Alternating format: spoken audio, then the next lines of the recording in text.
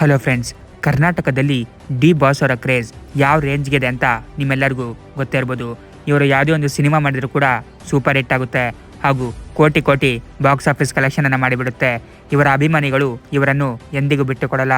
ಇವರು ಏನೇ ಮಾಡಿದ್ರು ಕೂಡ ಜೈ ಡಿ ಬಾಸ್ ಅಂತ ಘೋಷಣೆಗಳನ್ನು ಕೂಗ್ತಾರೆ ಹಾಗೂ ಸದಾ ಇವರ ಬೆನ್ನ ಹಿಂದೆ ನಿಂತಿರ್ತಾರೆ. ಇದು ಡಿ ಬಾಸ್ ಅಭಿಮಾನಿಗಳ ತಾಕತ್ತು ಅಂತಾನೆ ಹೇಳ್ಬೋದು.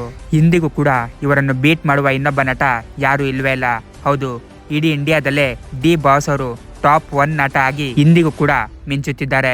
ಇದು ಡಿ ಬಾಸ್ ಅವರ ಕ್ರೇಜ್ ಲೆವೆಲ್ ಅಂತಾನೆ ಹೇಳ್ಬೋದು. ಕೇವಲ ಕರ್ನಾಟಕದಲ್ಲಿ ಅಷ್ಟೇ ಅಲ್ಲ, ಡಿ ಬಾಸ್ ಅಭಿಮಾನಿಗಳ ಸಂಘ ಬೇರೆ ಬೇರೆ ದೇಶದಲ್ಲೂ ಕೂಡ ಸೃಷ್ಟಿಯಾಗುತ್ತಿದ್ದಾವೆ.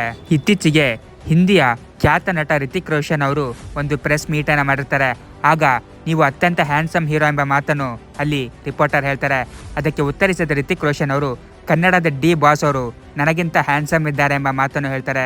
ಇದರಲ್ಲೇ ನಾವು ಅರ್ಥ ಮಾಡ್ಕೋಬಹುದು ಹಿಂದಿ ಹೀರೋಗಳಿಗೂ ಕೂಡ ಡಿ ಬಾಸ್ ಅವರ ಬಗ್ಗೆ ಗೊತ್ತಿದೆ ಅಂತ.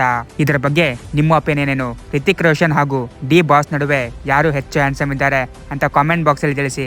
ಹಾಗೂ ನೀವು ಕೂಡ ಡಿ ಬಾಸ್ ಅಭಿಮಾನಿಯಾಗಿದ್ದರೆ ಸಬ್ಸ್ಕ್ರೈಬ್ ಮಾಡಿ. Thank you.